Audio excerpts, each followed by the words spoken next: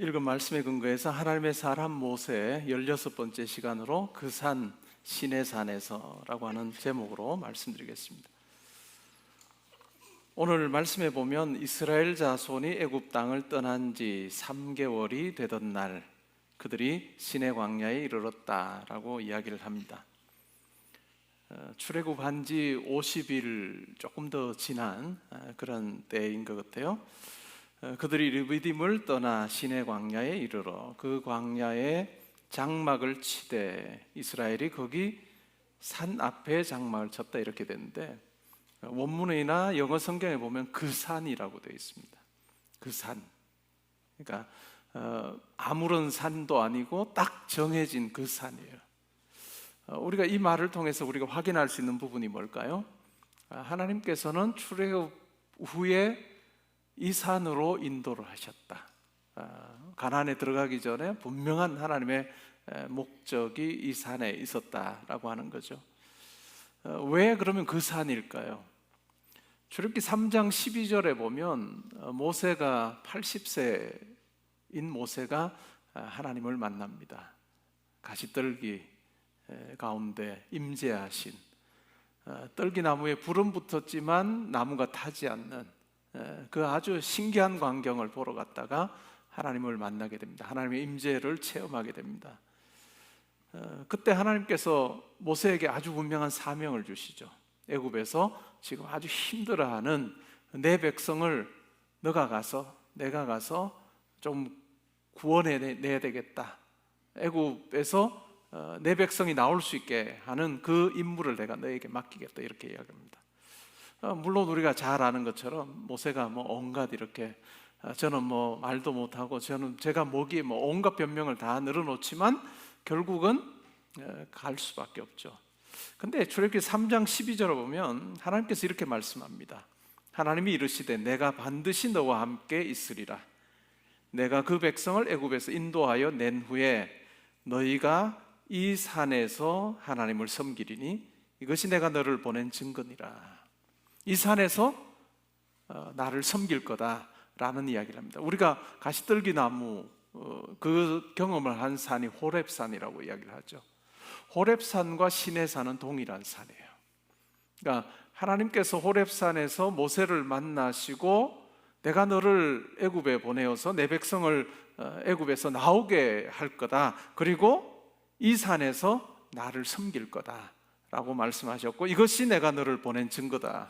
이렇게 말씀하셨어요.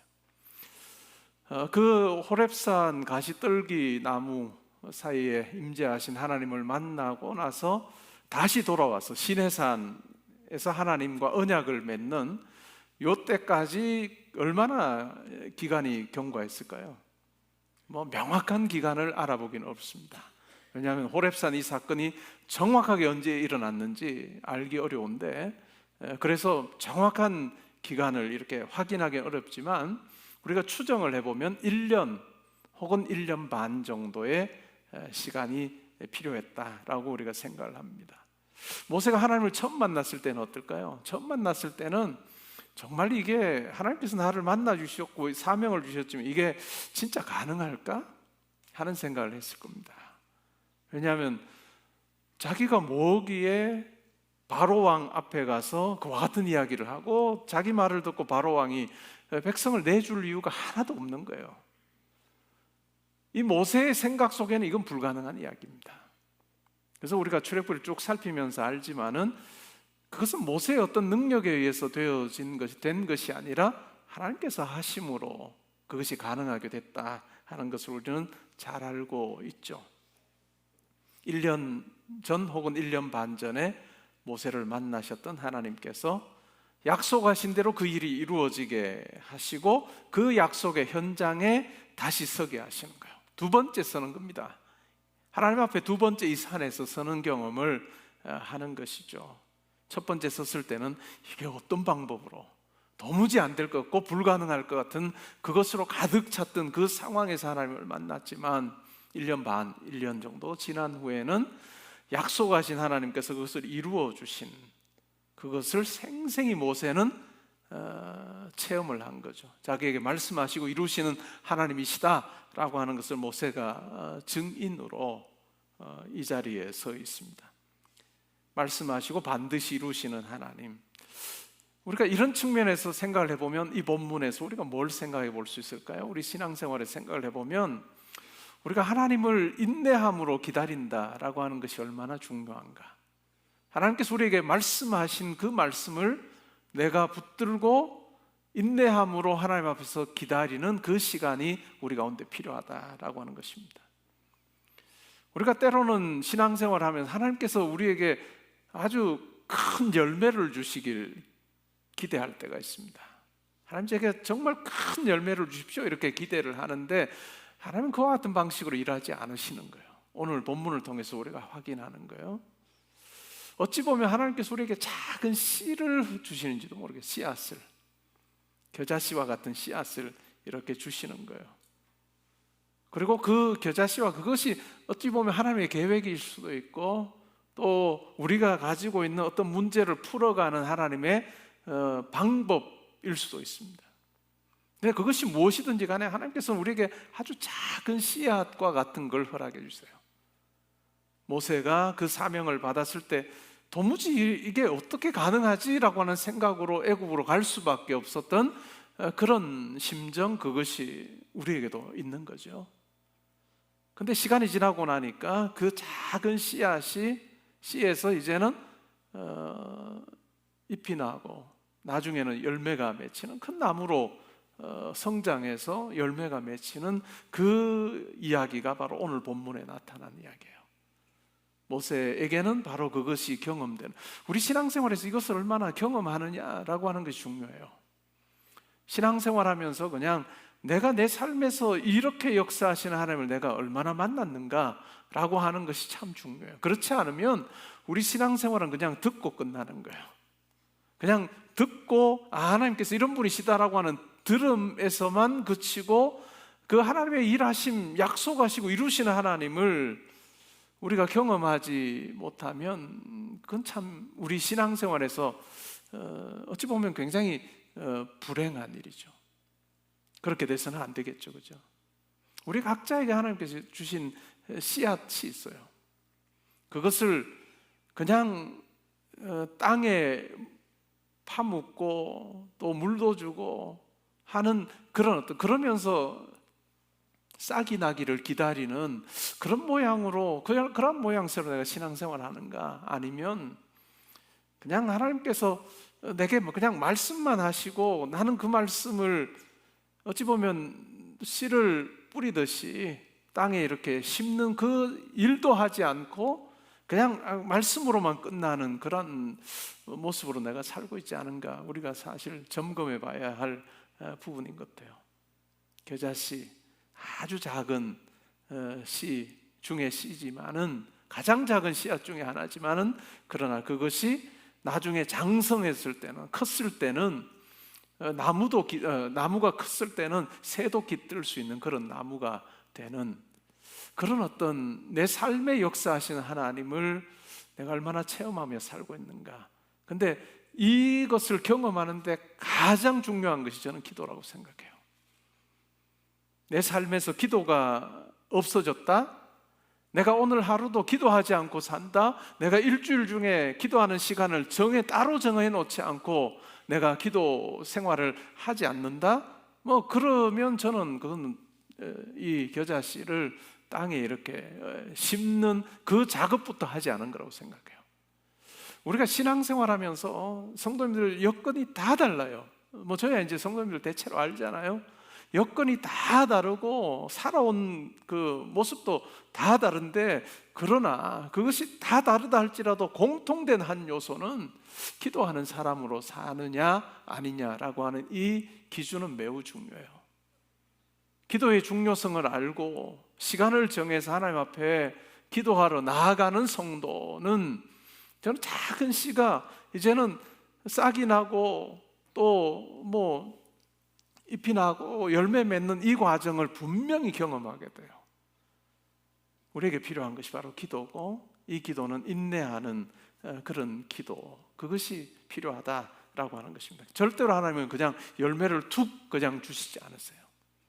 기다리게 하시고 하나님을 사모하게 하시고 마침내 약속하신 것을 이루어 주시는 하나님을 우리가 경험합니다. 이것은 여러분이 염려하고 걱정하는 그 모든 것을 기도로 다 바꿔보세요.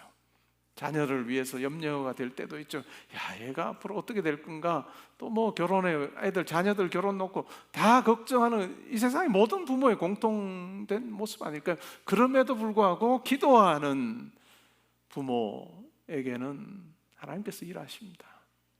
아주 분명하게 일하시는 거죠. 그것을 어찌 보면 여러분들이 보여줘야 되는 거예요. 내가 너희를 위해서 염려하고 있다? 그건 아무 소용없어요. 뭐 내가 너희들 사랑한다 이 표현은 될지 몰라도 가장 중요한 사랑의 표현은, 자녀를 위한 가장 중요한 사랑의 표현은 기도하는 거예요.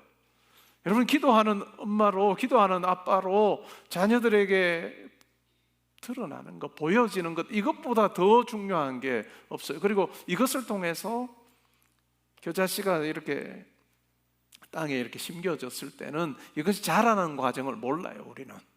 근데 시간이 지나면 어때요? 시간이 지나면 땅 위로 올라오듯이 우리가 기도하는 그 과정 속, 기도하는 자리에서 이 체험을 하는 것이 중요하고, 이 체험을 우리가 하면 할수록 하나님을 더 신뢰하게 돼요. 그리고 나서 성경을 읽으면 그냥 지나가는 말이 아니고, 하나님께서 분명히 약속하시고 이거 이루시겠구나 라고 하는 담대한 어떤 확신의 어떤 성경 읽기가 가능하고, 그것은 단순히 성경 읽는 것이 아니라 하나님께서 내게 말씀하시는구나 라고 하는 것을 확인하는 그런 자리가 됩니다. 여러분에게 주신 씨앗이 뭘까요? 그냥 좋은데 이렇게 올려놓지 말고 땅에 심으세요. 땅에 심으시고 기다리시면서 기도하십시오. 그리고 그것을 통해서 하나님께서 얼마나 큰 나무로, 그 씨앗이 큰 나무로 변하는 그 일을 행하시는지를 보시면 좋을 것 같아요. 그리고 모세에게 이렇게 말씀하시죠. 야곱의 집에 말하고 이스라엘 자손들에게 말하라 라고 하는 4절에 이렇게 말해요. 내가 애굽 사람에게 이같이 행하였음과 내가 어떻게 독수리 날개로 너희를 업어 내게로 인도하였음을 너희가 보았다. 물론 출애굽하는 모든 과정 속에 또 그 산에, 시내 산에 이르기까지의 그 과정을 이스라엘 백성들은 아는 거죠. 그것을 묘사할 때 어떻게 묘사해요? 독수리 날개로 업어서 너희들을 여기까지 인도했다. 독수리 날개로 업었다라는 말이 어떤 걸까요? 독수리가 새끼를 키우는 방법 중에 하나예요. 그러니까 독수리가 새끼를 낳으면 뭐 둥지에 있고 싶어 하겠죠. 근데 계속해서 새끼가 둥지에 있으면 어떻게 될까요? 못 나는 거죠. 둥지에 있으면 날 수가 없죠. 이 날개에 이 힘이 붙어야 되는데 날개짓을 해야 힘이 붙을 거 아니에요? 근데 안 하는 거죠. 그래서 어미 독수리가 어떻게 할까요? 그 새끼를 그냥 물어서 높은 데서 툭 던져버립니다. 던져버리면 어떻게 할까요? 새끼가 뭐 이제 자기 죽게 됐다는 상황을 알겠죠. 그러니까 뭐 자기가 할 수 있는 대로 날갯짓을 하는데 그 한 번에 그냥 쫙 오를까요? 그런 독수리는 없어요. 그런 새끼는 없어요. 그냥 막 날갯짓을 해도 계속 어떻게 내려갈까요? 뭐 계속 땅으로, 뭐 땅에 가깝게 이렇게 막 내려가겠죠. 하늘에서 떨어지는 거죠. 그게 나는 게 아니고. 그때 이 어미 독수리가 어떻게 할까요? 그렇게 막 땅으로 추락하는 이 새끼 독수리를 날개로 이렇게 탁 받아 올려요. 날개로 엎는 거죠. 그리고 다시 공중으로 높이 올라가서 다시 떨어뜨려요. 그러면 또 이렇게 하다 보면 또 이걸 계속해서 반복을 해요. 그런데 이걸 통해서 어떻게 될까요?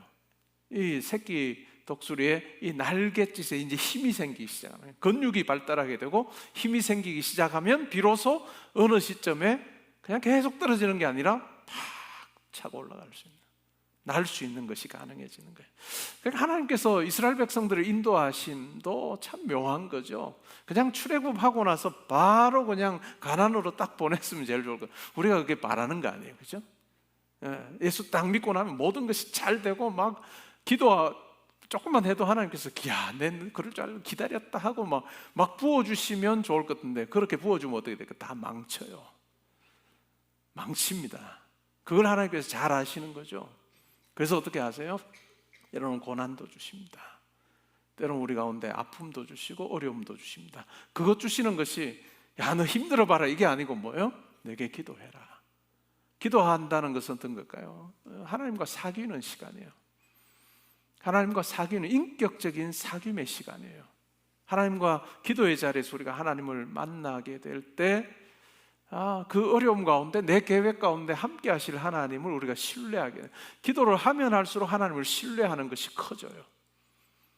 그래서 때로는 하나님께서 우리에게 고난도 주시고 역병도 주시는데 그 결과는 우리로 하여금 정말 독수리가 날개치며 올라가는 것처럼 멋지게 하나님 자녀로 그렇게 살기를 원하시는 그 마음이 이 속에 있어서 독수리 날개로 너희를 업어서 내게로 인도하였다.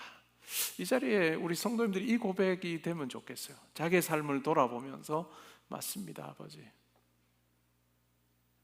아주 새끼 독수리와 같은 나를 여러 일들을 통해서 하나님을 더 신뢰하게 하셨고, 이제는 어느 정도 딱 이게 저는 축적된 경험이라는 믿음이라는 표현을 정말 많이 쓰는데 이게 우리 신앙생활이거든요. 축적된 믿음을, 이 경험을 하면 할수록 어떨까요? 처음에 내가 어떤 일을 당했을 때의 그 당혹스러움처럼 그렇게 대하면 그건 축적된 믿음이 없는 거예요. 여러 일들 속에 하나님께서 내 삶 가운데 함께 하시는 걸 확신을 하는 이 경험이 거듭되면 거듭될수록 어떻게 될까요? 내게 어떤 문제가 생겼을 때 이제는 덜 두려워요. 덜 힘들어요. 덜 막 위축되거나 이런 게 없는 거예요. 왜? 지금까지도 인도하셨는데 하나님께서 일 가운데도 함께 하신다 하는 담대함이 생기는, 이 담대함과 여유, 넉넉함이 어찌 보면 하나님께서 우리를 통해서 보고 싶어 하는 거예요. 계속해서 이 경험을 하게 하셨는데도 우리가 똑같이 처음에 하나님을 정말 모를 때처럼 똑같이 두려워하고, 야, 너 이제까지 경험했던 거 어디 갔냐? 라고 하는 거죠. 두 사람이 사귈 때, 남녀가 사귈 때 이런 어떤 여러 일들을 통해서 서로가 서로에 대해서 더 많이 아는 것처럼 신앙생활 똑같다는 거예요. 신앙생활 또한 우리가 하나님에 대해서 알아가는 그 과정 속에 하나님께서 여러 가지 일들을 통해서 우리 가운데 역사하신다 하는 것을 우리가 4절을 통해서 확인합니다. 그리고 5절, 6절에 보면 하나님께서 이스라엘 백성들과 어떤 언약을 맺으세요. 언약을 맺는데 이렇게 말씀합니다. 세계가 다 내게 속하였나니. 이거 엄청난 이야기 아니에요, 그죠? 세계가 다 내게 이 말씀하실 수 있는 하나님이세요. 너희가 내 말을 잘 듣고 내 언약을 지키면 모든 민족 중에서 내 소유가 되겠다. 여기서 말하는 소유는 가장 소중한 것이에요. 하나님께 가장 소중한 것이 되게. 왜 그러면 세계가 다 내게 속했다는 이야기를 왜 할까요? 그냥 모세한테 한번 뻐겨보려고? 그건 아닐 거 아니에요. 세계가 다 내게 속했는데, 세계가 다 내게 속해, 내가 가진 게 정말 많지만은 그 중에서도 네가 바로 이스라엘 백성, 이스라엘이 바로 내 소유다. 이 말은 모든 것을 내가 가졌지만 그 중에서도 내가 이스라엘을 가장 소중한 존재로, 소중한 것으로 내가 여기겠다라고 하는 말씀이 바로 이 소유라고 하는 이야기예요.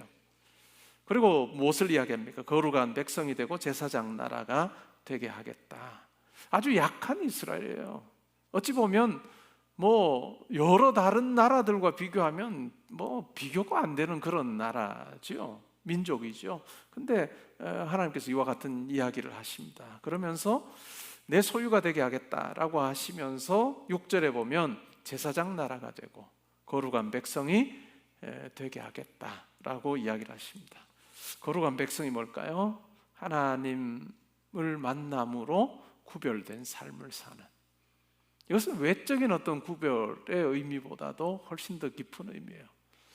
하나님을 닮아서 하나님의 성품을 따라서 내가 살려고 하는, 세상을 보면 다 째째하고 자기밖에 모르고 한 이런 세상 속에서 우리가 이기적인 사회 속에서 살지만, 그럼에도 우리가 하나님의 성품을 우리가 닮아서 정말 넉넉함이 있는 것, 여유가 있는 것, 또 하나님께서 거룩하신 분이기 때문에 내가 그 하나님 닮으면 좋겠다는 그 마음으로 살아가는 거죠.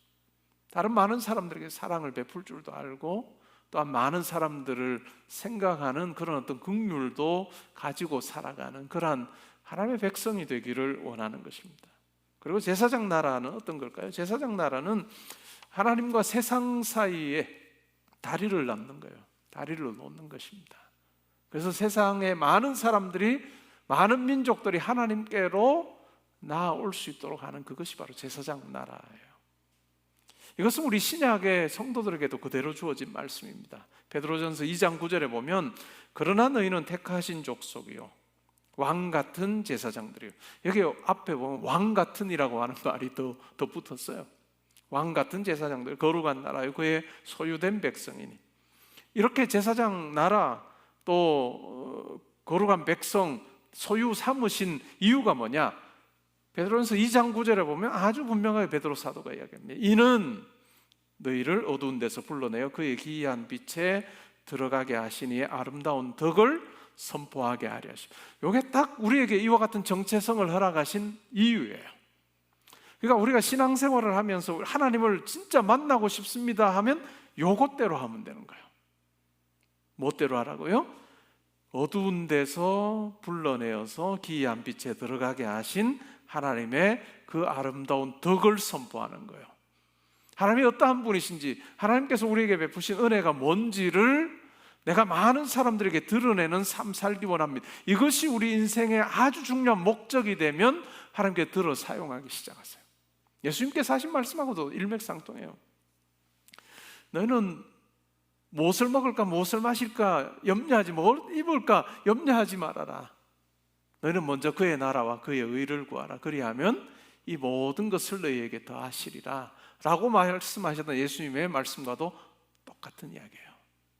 먼저 하나님 나라를 구하라는 거예요. 그 하나님 나라를 구하는 방식이 바로 어두운 데서 죄 가운데 있던 우리를 건져내서 하나님의 그 영광으로 인도하신 그 하나님의 놀라운 그 아름다움과 덕, 그것을 선포하는 삶, 그것이 우리 삶이 되어야 된다. 그것이 우리 인생의 목적이 되어야 된다라고 하는 이야기예요. 그래서 이것을 우리가 목적으로 삼고 기도하고 그것을 행하며 살 때 예수님 말씀에 따르면 뭘까요? 무엇을 먹을지, 무엇을 마실지, 무엇을 입을지 이와 같은 것들은 그냥 다 공급해 주시겠다. 우선순위 바꾸지 마라. 우선순위 바꾸지 마라 라고 하는 이야기를 하고 계십니다. 우리 각자의 자리가 있어요. 여러분들이 일하는 그곳에서 사실 하나님께서 원하시는 게 뭘까요? 제사장으로 역할하기를 원하세요. 똑같이 그냥 세상의 사람들과 믿지 않는 사람과 똑같이 말하고 행동하고 거기에 플러스 나는 교회 다녀요 이러면 제사장 역할을 못하는 거죠. 똑같이 말하면서 내가 예수 믿어요 그러면 너와 나가 다른 게 뭐가 있는데 라고 이야기해. 근데 그것이 아니라 정말 내가 하나님께서 이곳에 나를 제사장으로 세우셨구나. 제사장이라는 군림하는 것이 아니라 사랑을 통해서, 말을 통해서, 작은 실천을 통해서 하나님을 보여주는 그 삶을 내가 사는 그것이 제사장이거든요. 그럴 때 우리가 하는 그 말을 통해서, 그 행동을 통해서 하나님께로 많은 사람들이 올 수 있도록 하는 그것이 바로 우리 각자의 역할이에요. 학교에서도 마찬가지고 직장에서도 마찬가지. 직장이 내가 돈 버는 곳이구나 이것이 아니라 우리에게는 아주 분명한 역할이 있어요. 내가 하나님이 어떤 분이신지를 보여줌으로 나와 함께 일하는 사람들이 하나님 이런 분이구나 하고 호기심을 가지고 우리의 삶에 또한 우리의 말에 우리의 행동에 그 다리를 통해서 하나님께로 나아가도록 하는 그것이 바로 우리 사명이라는 거예요. 그때 하나님께서 흡족해 하시면 하나님께서 더 큰 역할을 맡겨주실 거예요. 여러분 이게 제일 중요한 거예요.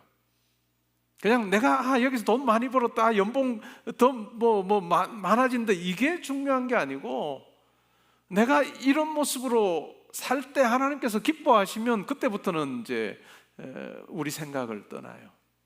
내 경우의 수를 떠나서 하나님께서 일하신, 저는 이 경험을 여러분들이 하시면 좋겠어요. 우선순위가 바뀌지 않을 때 그 작은 말 한마디 행동 하나가 이것 또한 축적이 되는 거예요. 축적이 돼서 하나님께서 여러분 평판을 들어 사용하실 수도 있어요.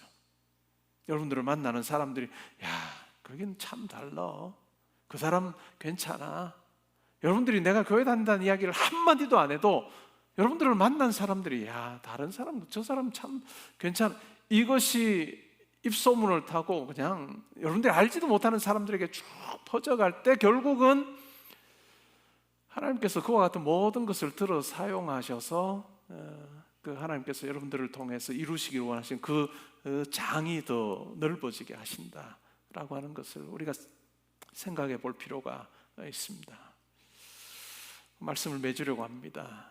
우리가 이와 같은 정체성을 가지고 있다.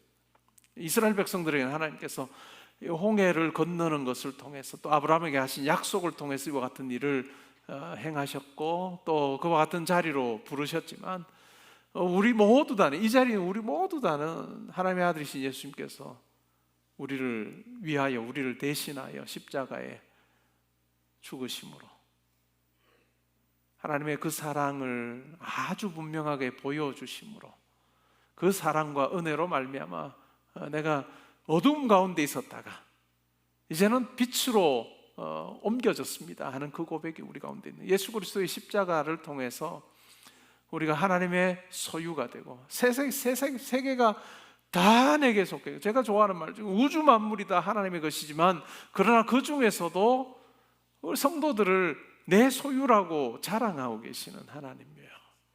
우리가 어떤 존재인지요. 제가 그래서 돈 많아도 그 푼돈이라고 이야기하잖아요.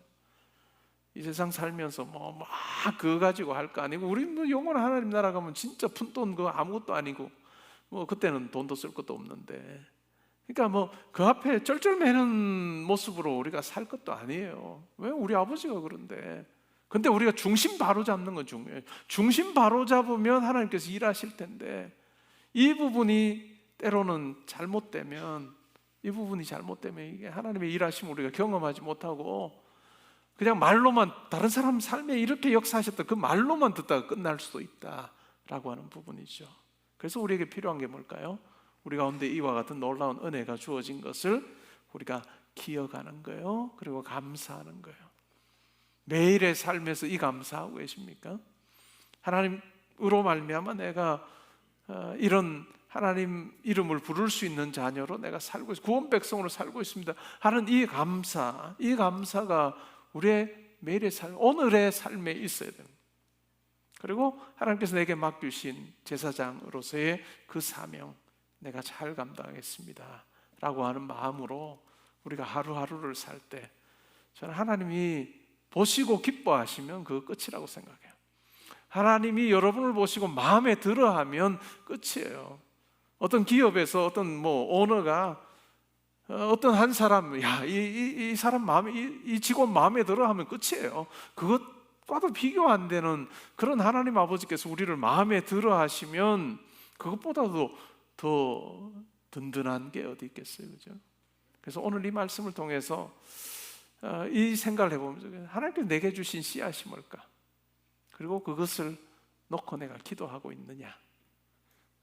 그리고 하나님께서 나를 그렇게 부르셨는데 과연 나는 하나님의 그 부르심에 합당하게 잘 살고 있냐? 또 때로는 독수리 날개로 업어서 내가 너 인도하고 있다 하신 그 말씀 우리가 기억하면서 여러분에게 고난이 있든지 어려움이 있든지 어떤 계획이 있든지 어떤 문제가 있든지 간에 하나님의 그 독수리, 어미 독수리 날개 위에 엎여 있는 내가 새끼 독수리다 그 생각하고 담대함으로 그 하나님 아버지 의지하며 나아가는 저와 여러분 될 수 있기를 주님의 이름으로 축복합니다.